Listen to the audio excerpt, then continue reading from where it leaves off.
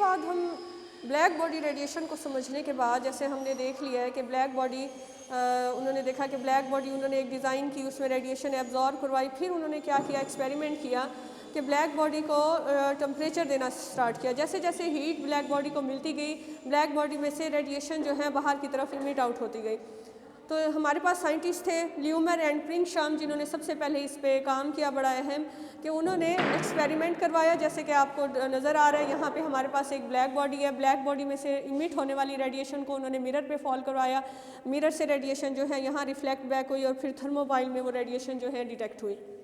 तो यहाँ से उन्होंने ये एक्सपेरिमेंट कर इमिट आउट ब्लैक बॉडी से इमिट आउट होने वाली रेडिएशन में उन्होंने किस चीज़ का ग्राफ बनवाया बिटवीन दी लैम्डा, वो जो रेडिएशन इमिट हो रही थी उनके लैम्डा और इंटेंसिटी के दरमियान में ल्यूमर एंड प्रिंगशाम ने फर्स्ट टाइम जो है ग्राफ बनाया।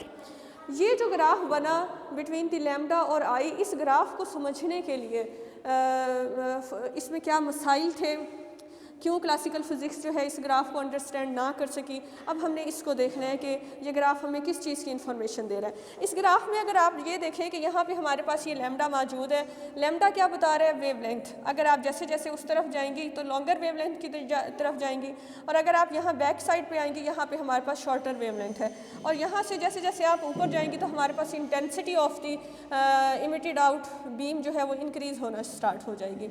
अब यहाँ पे ये फॉर एग्जांपल हमारे पास 1000 केल्विन का है और ये 1620 केल्विन का है, और इसी तरह आप दर्जा हरारत जो यहाँ पे है आप इंक्रीज़ करते गए और आप जो है अपना ग्राफ जो है वो प्लॉट आउट करते गए।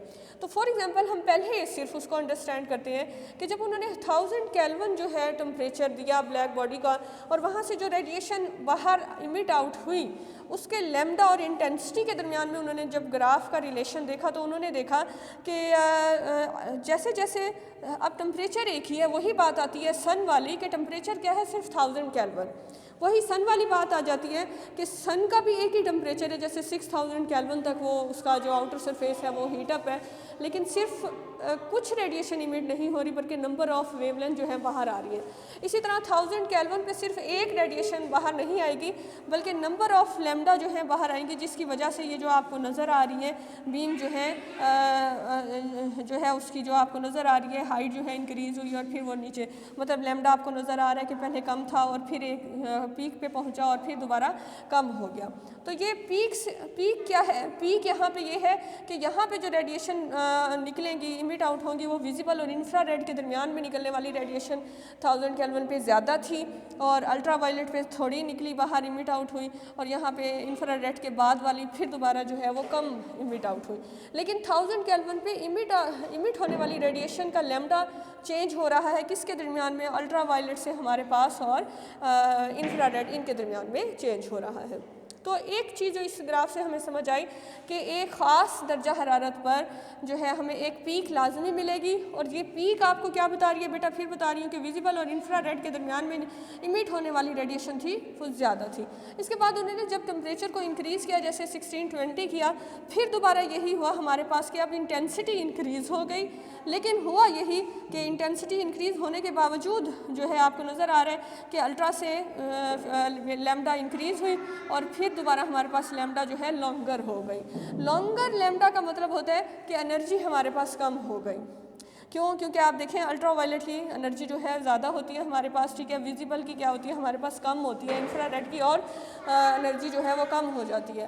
तो जैसे जैसे ग्राफ ऊपर की तरफ जाता है कि लैम्डा क्या होती है हमारे पास वो लॉन्ग होना स्टार्ट हो जाती है, और मज़ीद आगे की तरफ ग्राफ बढ़ता है तो और लॉन्ग होना स्टार्ट हो जाती है, और लेकिन इंटेंसिटी जो है वो इंक्रीज़ हो रही है। तो इस ग्राफ में जो हमें बातें समझ आई वो ये आई कि स्पेसिफिक टेम्परेचर पर एक पीक तो आपको लाजमी मिलेगी, हर अगर 1000 है 1620 और ऊपर की तरफ जाए एक पीक तो आपको लाजमी मिलेगी। लेकिन ये क्लासिकल फिज़िक्स से जो है ये ग्राफ जो है क्लासिकल फिज़िक्स इसको एक्सप्लेन ना कर सकी। क्लासिकल फिज़िक्स क्या कहती है, क्लासिकल फिज़िक्स का पहले कॉन्सेप्ट समझे। क्लासिकल फिज़िक्स कहती है जैसे जैसे आप टेम्परेचर बढ़ाते हैं इंटेंसिटी बढ़ती है, कि intensity is directly proportional to temperature, जितना ज़्यादा टेम्परेचर होगा बीम उतनी ज़्यादा इंटेंसिटी की होगी। क्लासिकल फिज़िक्स तो ये कहती है। तो अगर क्लासिकल फिज़िक्स के कवानीन को जहन में रखा जाए तो ग्राफ कैसा आना चाहिए था, ग्राफ तो ऐसा आना चाहिए था। कैसे आना चाहिए था कि जैसे जैसे दर्जा हरारत आप बढ़ाएं इंटेंसिटी बढ़ती जाए, ये कोई पीक और ये वाला कॉन्सेप्ट उसमें मौजूद नहीं है। ये तो मॉडर्न फिज़िक्स में, क्लासिकल फ़िज़िक्स में तो ये आना चाहिए ग्राफ इस शक्ल का कि ऐसे हो आपका ग्राफ। तो क्लासिकल फ़िज़िक्स से उन्होंने बड़ी कोशिश की। हमारे पास सबसे पहले ल्यूमर एंड रिंगशाम ने इसको क्लासिकल फ़िज़िक्स के कॉन्सेप्ट से एक्सप्लेन किया, फिर लेकिन वो ना एक्सप्लेन कर सके। उन्होंने क्या देखा, ये रिलेशन देखा कि इंटेंसिटी जो है वो एम्पलीट्यूड का स्केयर है। उसके बाद हमारे पास मेन डिस्प्लेसमेंट ला था, उन्होंने देखा कि लैम्डा मैक्सिमम जो है वो इस कांस्टेंट के बराबर है। फिर तीसरे हमारे पास जो थे टेम्परेचर और वेवलेंथ का रिलेशन, उन्होंने देखा कि जैसे जैसे टेम्परेचर बढ़ रहा है लैम्डा हमारी क्या हो रही है, शॉर्ट होती जा रही है। फिर स्टेफन एंड बोल्ट्जमैन लॉ ने इस ग्राफ को स्टडी किया तो उन्होंने अपना रिजल्ट ये निकाला कि E is directly proportional T की पावर 4 के एनर्जी जो है टेम्परेचर के इस तरह से फोर्थ पावर पे डिपेंड कर रही है। लेकिन मसला यही रहा कि कोई भी इसको एक्सप्लेन ना कर सका कि ये क्यों हमारे पास जो है इंटेंसिटी जो है पीक पे पहुंचने के बाद इंटेंसिटी का ये जो कम होना है, पीक पे पहुंचने के बाद दोबारा कम होना इंटेंसिटी का, हद तक टेम्परेचर बढ़ रहा है लेकिन इंटेंसिटी एक पीक पे पहुंचने के बाद दोबारा कम हो रही है। यही सबसे बड़ा मसला था कि वाई कम्स बैक, ये कम बैक क्यों हुई, वापस की तरफ नीचे इंटेंसिटी क्यों गई। तो ये एक्सप्लेन करने के लिए हमारे पास हमारे पास इस ग्राफ में मसला यही था कि एनर्जी जो है, इंटेंसिटी जो है, टेम्परेचर इंक्रीज़ हो रहा है लेकिन इंटेंसिटी जो है कम्स बैक क्यों आ रही है, टेम्परेचर बढ़ रहा है लेकिन इंटेंसिटी वापस क्यों आ रही है। क्योंकि क्लासिकल फिज़िक्स का ये कॉन्सेप्ट था कि आप टेम्परेचर बढ़ाएंगे और इंटेंसिटी जो है वो बढ़ती ही जाएगी। लेकिन यहाँ हम देख रहे हैं टेम्परेचर बढ़ रहा है, ये 1000 है, 1620 है, फिर इसी तरह 2000, 5000 पीक आपको मिलेगी, ठीक है, लेकिन इंटेंसिटी दोबारा वापस आ रही है। तो ये क्या मसला था कि इंटेंसिटी और जो टेम्परेचर का एक कॉन्सेप्ट क्लासिकल फिज़िक्स में मौजूद था वो जो है यहाँ पे नाकाम हुआ। तो हमारे पास प्लैंक्स अजम्पशन हमारे पास सामने आई कि प्लैंक्स ने कहा energy is not continuous, energy continuous नहीं है। एनर्जी समझा जाता था लाइट है, आपके पास ये रूम में आप बल्ब ऑन करते हैं, ये जो आपकी लाइट है बल्ब से आने वाली, ये समझा जाता था कि ये जो रोशनी है ये वेव्स की शक्ल में तो है, लाइट वेव की फॉर्म ही है, लेकिन उसमें एनर्जी जो है कंटिन्यूअस है। ये क्लासिकल कॉन्सेप्ट था। प्लैंक्स ने कहा कि एनर्जी जो है वो कंटिन्यूअस नहीं है, एनर्जी पैकेट्स की शक्ल में है और वो पैकेट्स कौन है, फोटोन। ये पहली दफ़ा कॉन्सेप्ट था लेकिन प्लैंक्स ने इन पैकेट्स का नाम फोटोन नहीं दिया। ये हम बाद में देखेंगे कि किसने इनका नाम फोटोन दिया। अभी सिर्फ ये था, प्लैंक्स को इतना पता था कि ये एनर्जी जो है वो कंटिन्यूअस नहीं है। मसला ये है सारा जो आप ये समझ रहे हैं कि एनर्जी जो इमिट हो रही है वो कंटिन्यूअस फॉर्म में हो रही है, वैसे नहीं हो रही। एनर्जी पैकेट्स की शक्ल में बाहर आ रही है और ये जो पैकेट्स हैं इनकी फिक्स एनर्जी है, that is E is equal to HF। इन पैकेट्स की एनर्जी है E is equal to HF। Here H is the Planck's constant, F is the frequency और E इज़ द एनर्जी। अगर number of packets हैं तो वो n साथ लगाएगा तो आपके पास फोटोन से बीम बन जाएगी। इसी तरह n आप अगर F को वैल्यू पुट करें तो C ओवर लैम्डा हमारे पास आ जाएगा। तो यहाँ पे आप देखें, ये हमारा क्लासिकल कॉन्सेप्ट है और ये मॉडर्न। कि क्लासिकल फिज़िक्स में ये समझा जाता था कि जैसे फॉर एग्जांपल ब्लैक बॉडी के सिर्फ हम एक एटम को डिस्कस करते हैं। अगर ये आपके पास ब्लैक बॉडी है और इसमें नंबर ऑफ़ एटम मौजूद है लेकिन हम सिर्फ एक एटम को स्टडी करते हैं कि हमारे पास ये एक एटम है, तो जैसे इसका टेम्परेचर इंक्रीज़ होगा, आप जानते हैं टेम्परेचर इंक्रीज़ होता है तो amplitude of vibration of atom जो है वो भी इंक्रीज़ हो जाता है। लेकिन क्लासिकल फिज़िक्स में ये समझा जाता था कि इस तरह से एम्पलीट्यूड इंक्रीज़ हो रहा है। जैसे जैसे आप दर्जा हरारत बढ़ाते जा रहे हैं उसका एम्पलीट्यूड जो है, अगर atom is like an oscillator तो उसका एम्पलीट्यूड जो है वो इंक्रीज़, जैसे जैसे दर्जा हरारत बढ़ाते जो उसका एम्पलीट्यूड बढ़ता ही जाएगा, बढ़ता ही जाएगा।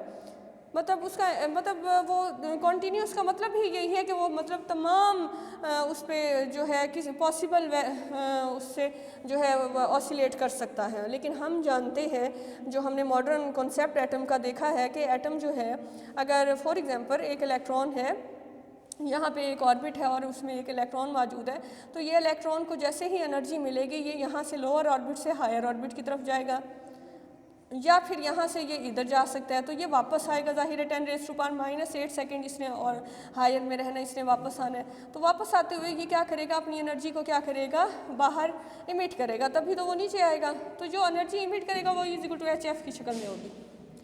तो प्लांक्स ने क्या बताया कि या तो वो यहाँ जाएगा या उससे अपर में जाएगा, लेकिन उससे वो वापस आएगा। तो यहाँ पे सिर्फ महदूद क्वांटाइज्ड वेरिएशन है। या तो अगर हम पेंडुलम की तरह एटम को बनाते हैं, क्योंकि एटम भी ऑसिलेटर की तरह है, तो या तो उसके पास ये पॉसिबिलिटी है वो यहाँ जाएगा या ये पॉसिबिलिटी है। तो हमारे पास क्वांटाइज्ड पॉसिबिलिटीज़ है, ये नहीं कि हर मुमकिन पॉसिबिलिटी पे एटम जो है वो ऑसिलेट हो जाएगा। हर मुमकिन पे ऑसिलेट होगा तो एनर्जी जो है वो इस तरह से होगी, वेव की शक्ल में होगी, जो कि क्लासिकल कॉन्सेप्ट है। लेकिन महदूद उस पर अगर ऑसिलेट होगी तो हमारे पास सिर्फ ये पॉसिबिलिटीज़ है। तो हमारे पास बाहर क्या मिलेगा बेटा, नंबर ऑफ़ फोटॉन्स हमें मिलेंगे, और ये नंबर ऑफ़ फोटॉन्स जो है किसकी शक्ल में है, क्वांटाइज्ड है। और इन तमाम की एनर्जी क्या है, E = hf, E = hf। तो एनर्जी जो है प्लांक्स ने क्या बताया, एनर्जी क्वांटाइज्ड फॉर्म में है, ये कंटिन्यूस नहीं है। जब ये बात हमारे पास आई, और इंटेंसिटी का कोई ताल्लुक नहीं है हमारे पास, intensity is just the number of the photons. Intensity सिर्फ नंबर ऑफ़ फोटॉन्स, तादाद के बारे में बताती है। इंटेंसिटी का कोई यहाँ पे रिलेशन मौजूद नहीं है। एनर्जी डिपेंड करती है सिर्फ और सिर्फ फ्रीक्वेंसी पर। तो इसको हम मज़ीद जो है कॉन्सेप्ट को इंशाल्लाह आगे कंटिन्यू करेंगे।